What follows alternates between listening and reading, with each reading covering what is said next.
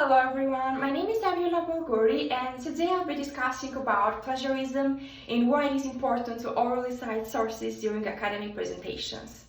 I will also describe 2 helpful tips on how to effectively use PowerPoint as a presentation aid, and finally I will share with you a potential aid that I might use for my upcoming informative speech. First of all, plagiarism is the act of claiming someone else's work, words, thoughts, or even illustrations as your own without giving credit to them. It means to steal someone else's thoughts instead of just creating your own work. Whether it may be intentional or not, it is unacceptable because it is a violation of someone else's intellectual property right. Speaking of plagiarism, it is one of the reasons why it is important to orally cite sources during academic presentations, to give credit to the author who wrote something. During our presentations or speeches, sometimes we have to put supporting material to them. But this material is not our own work, so we have to say where we are getting this material and who wrote it. Another reason why citing is important is to build credibility, to make the audience believe to you and believe to the words that you're saying, because it means that you have done your research.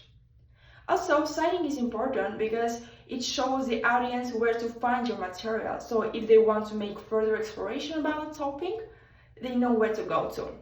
Because you're giving credit, you're giving references. Now, I'd like to switch to a couple of helpful tips on how to effectively use PowerPoint as a presentational aid. First, it is important to avoid writing long paragraphs. They are a distraction to the audience. Instead, we can just use the 6x6 rule, so it means no more than 6 words per line and no more than 6 lines per slide. In this way, we can use our main points, we can use the bullet points and just write the main points.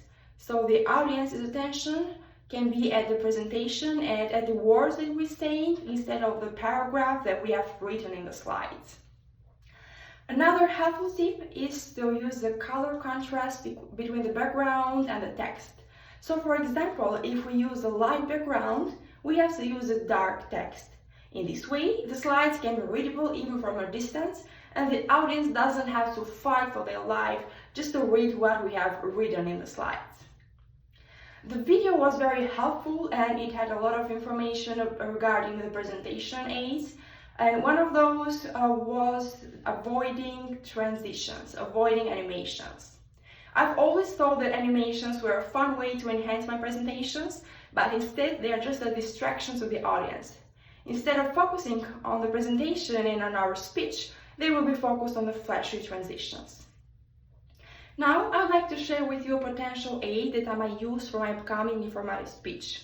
I plan on using PowerPoint to organize my topic and my main points.